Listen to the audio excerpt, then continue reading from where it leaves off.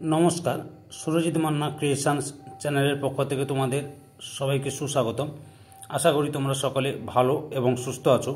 আমি তোমাদের জন্য এই ভিডিওটিতে তুলে ধরছি 2025 সালের ফার্স্ট ইউনিট টেস্ট তথা প্রথম পর্যায়ক্রমিক মূল্যায়ন তথা ফার্স্ট সামেটিভ ইভ্যালুয়েশনের জন্য ক্লাস 8-এর রায়ন মার্টিন প্রশ্নবিচিত্রার ভূগোল বিষয়ের একসেট প্রশ্নপত্রের সম্পূর্ণ সমাধান করছি।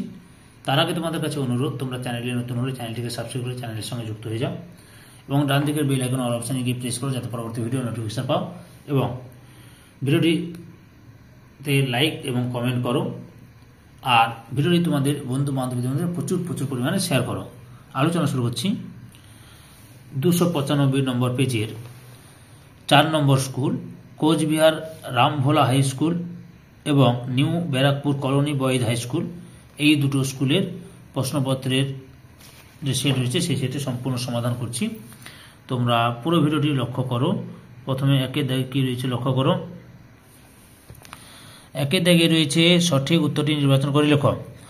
প্রথম প্রশ্ন, পৃথিবীর অভ্যন্তরের তাপমাত্রা 1 ডিগ্রি সেলসিয়াস করে বাড়ে প্রতি অপশান বিতে 33 মিটার গভীরতায়।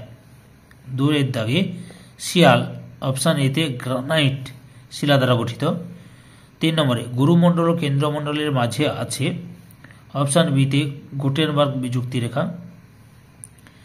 4 নম্বরে মহাসাগরীয় ভূত্বক গঠিত হয় অপশান বিতে ব্যাসল্ট শিলা দ্বারা। 5 নম্বরে পৃথিবীর ব্যাসার্ধ হল 6000 অপশান এতে 6370 কিলোমিটার।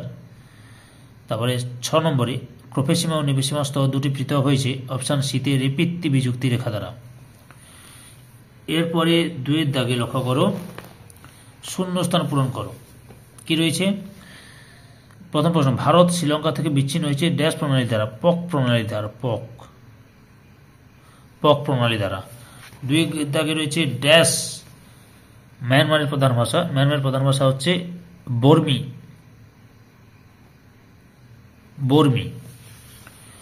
এরপরে কি রয়েছে? বির দাগে রয়েছে নিচের প্রশ্নগুলি অতি সংক্ষিপ্ত উত্তর দাও। প্রথম প্রশ্ন, ভুটানের প্রধান ভাষাটির নাম লেখো। ভুটানের প্রধান ভাষা হচ্ছে জাংথা। তারপরে কি রয়েছে? 2-এর দাগে ইয়াঙ্গন শহরটি আমাদের কোন প্রতিবেশী দেশে অবস্থিত? ইয়াঙ্গন শহরটি আমাদের মায়ানমার প্রতিবেশী দেশে অবস্থিত, মায়ানমার।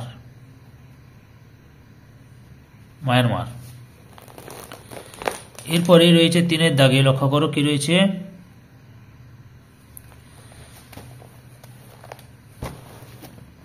তিনের দাগে রয়েছে 1 নম্বরে রয়েছে পাকিস্তানের জলসেচ ব্যবস্থা সংক্ষিপ্ত বিবরণ দাও। এই যে বৃষ্টিপাতের পরিমাণ কম হওয়া সত্ত্বেও এখান থেকে শুরু করবে, বুঝতে পেরেছ? এই যে এখান থেকে শুরু করবে, দিয়ে জল নিয়ে যাওয়া প্রথা আছে যার নাম ক্যারেজ প্রথা, এতদূর পর্যন্ত লিখবে। 2 নম্বর প্রশ্ন, সার্ক কি? উত্তরটি রয়েছে পুরো কথা, south Asian association of regional cooperation বা দক্ষিণ এশিয়া আঞ্চলিক সহযোগিতা পরিষদ। 1985 সালে 8 ডিসেম্বর এই পরিষদ গঠিত হয়। সদস্য গঠনকারী সার্ক 7টি দেশ নিয়ে গঠিত হয়েছিল, কিন্তু বর্তমানে 8টি দেশ, যথা ভারত, নেপাল, বাংলাদেশ, ভুটান, শ্রীলঙ্কা, পাকিস্তান, মালদ্বীপ ও আফগানিস্তান। সদর দপ্তর কাঠমান্ডু, নেপালের রাজধানী কাঠমান্ডুতে অবস্থিত। আর দুটো উদ্দেশ্য লিখবে। পরের প্রশ্ন রয়েছে 3-এর দাগে, দারুচিনি দ্বীপ আমাদের কোন প্রতিবেশী দেশকে বলা হয়? শ্রীলঙ্কাকে।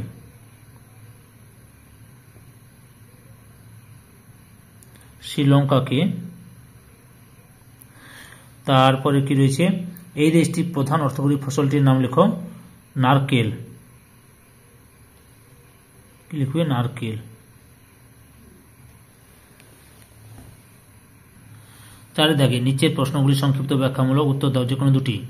প্রথম প্রশ্ন, বিনাশকারী বা অভিসারী পাত সীমানার দুটি বৈশিষ্ট্য লেখো। লক্ষ্য করো অভিসারী পাত সীমানার বৈশিষ্ট্য। এই যে অভিসারী পাত সীমানা দুটি, অনেকগুলো মোট 7টি বৈশিষ্ট্য, 8টি বৈশিষ্ট্য তুলে ধরেছে, তোমরা যে কোনো 2টি বা 3টি বৈশিষ্ট্য লিখবে, বুঝতে পেরেছ? পরের প্রশ্ন, নিরপেক্ষ পাত সীমানার একটি উদাহরণ দাও। ক্যালিফোর্নিয়া সান আন্দ্রিজ চ্যুতি এই সীমানার উদাহরণ। পরের প্রশ্ন 2-এর দাগে, ভূমিকম্পের ফলে সৃষ্ট এস তরঙ্গের দুটি বৈশিষ্ট্য লেখো। লক্ষ্য করো এস তরঙ্গের বৈশিষ্ট্য, কম্পনের দিক, শক্তি কম শক্তিশালী তরঙ্গ দৈর্ঘ্য এস তরঙ্গ দৈর্ঘ্য ছোট মাধ্যম কেবলমাত্র কঠিন মাধ্যমের মধ্যে দিয়ে এস তরঙ্গ প্রবাহিত হয় গতিবেগ কম প্রতি সেকেন্ডে 3.5 থেকে 7.2 কিমি। পরের প্রশ্ন পৃথিবীর 70% ভূমিকম্প হয় এই বলয়টির নাম কি? বলয়টির নাম হলো প্রশান্ত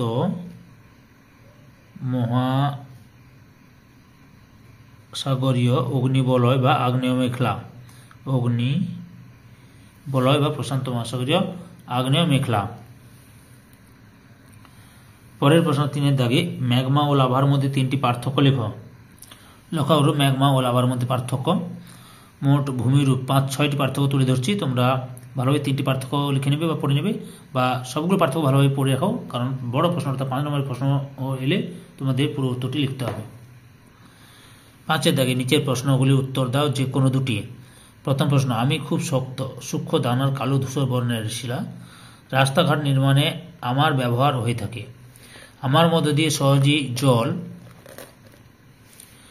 প্রবেশ করতে পারে। আমি কি? আমি হলাম ব্যাসল্ট শিলা। ব্যাসল্ট। পাললিক শিলার 3টি বিশেষত্ব উল্লেখ করো। এই যে পাললিক শিলার বিশেষত্ব কতগুলো? স্তর বিন্যাস, স্তরান্তর, জীবাশ্মের উপস্থিতি, কাঠিন্য, প্রবেশতা, সম্পদের উপস্থিতি, এতগুলো তুলে ধরলাম। তোমরা যে কোনো 2টি বা 3টি বৈশিষ্ট্য লিখে নেবে। সংঘাত শিলার একটি উদাহরণ দাও। সংঘাত শিলার একটি উদাহরণ হচ্ছে বেলে পাথর বা কাদা পাথর যে কোনো একটা লিখবে। বুঝতে পারছো? বেলে পাথর বা কাদা পাথর যে কোনো একটা লিখবে। এরপরে 2 দাগে কি রয়েছে লক্ষ্য করো। গ্রানাইট শিলার রূপান্তরিত রূপটির নাম কি? গ্রানাইট শিলার রূপান্তরিত রূপটির নাম হচ্ছে নিস শিলা। গ্রানাইট থেকে নিস শিলা পরিণত হয়, নিস। আগ্নেয় শিলা 3টি বৈশিষ্ট্য বা বিশেষত্ব লিখো। লক্ষ্য করে আগ্নেয় শিলা বৈশিষ্ট্য বা বিশেষত্ব যে প্রাথমিক শিলা কেলাযুক্ত, রাসায়নিক ধর্ম, এছাড়া কাঠিন্য, স্তরীভূত অস্তরীভূত, জলধারণ ক্ষমতা, কণা বিন্যাস, জীবাশ্মের উপস্থিতি, খনিজের উপস্থিতি, দারণ ও ফাটল, মসৃণতার রং, ভূমিরূপ।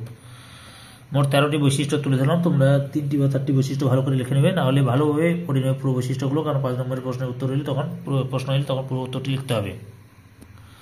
জিপসামের একটি ব্যবহার লেখো। জিপসামের একটি ব্যবহার হচ্ছে সিমেন্ট শিল্পে ব্যবহার করা। সিমেন্ট শিল্পে জিপসাম ব্যবহার করা হয়। এরপর 3 দাগে শিলা কি? শিলা কি লক্ষ্য করতে বলেছি। লক্ষ্য করো যে শিলা কাকে বলে? খনিজ হলো এক বা একাধিক অজৈব মৌলিক পদার্থের যৌগ, এক বা একাধিক খনিজের সমষ্টি ও অসমস্ত মিশ্রণ যা দিয়ে পৃথিবীর উপরে শক্ত আবরণ ভূত হয়ে গঠিত তাদের একত্রে শিলা বলে। উদাহরণ গ্রানাইট শিলা, কোয়ার্টজ, ফেলসপার, মাইকা, হর্নমিয়ন খনিজ দ্বারা গঠিত। তাহলে বুঝতে পেরেছ? এবার প্রশ্নটি কি রয়েছে লক্ষ্য করো। বলা হচ্ছে যে কোনো এক প্রকার শিলা সম্পর্কে বিশদে বর্ণনা করো। আমি তোমাদের সামনে আগ্নেয় শিলা সম্পর্কে আলোচনা করছি বা দেখাচ্ছি উত্তরটি। আগ্নেয় শিলা এখান থেকে লেখা শুরু করবে। বুঝতে পেরেছ? পরপর লিখো, তারপরে দেখাচ্ছি। এই যে আগ্নেয় শিলা, স্তরীভূত শিলা, উদাহরণ ব্যাসল্ট, গ্রানাইট। তারপরে শ্রেণীবিভাগ, নিঃসারী আগ্নেয় শিলা, উদ্ভিদী আগ্নেয় শিলা, উদাহরণ দিবে সঙ্গে। উদ্ভিদী আগ্নেয় শিলাকে 2টি ভাগে ভাগ করা যায়, পাতালিক শিলা এবং উপপাতালিক শিলা দিয়ে। উদাহরণ পরিফারি রিওরাইট। এতটা পর্যন্ত লিখবে। সম্পূর্ণ ভিডিওটি দেখে আমার চ্যানেলের পাশে থাকার জন্য তোমাদের সবাইকে অসংখ্য ধন্যবাদ।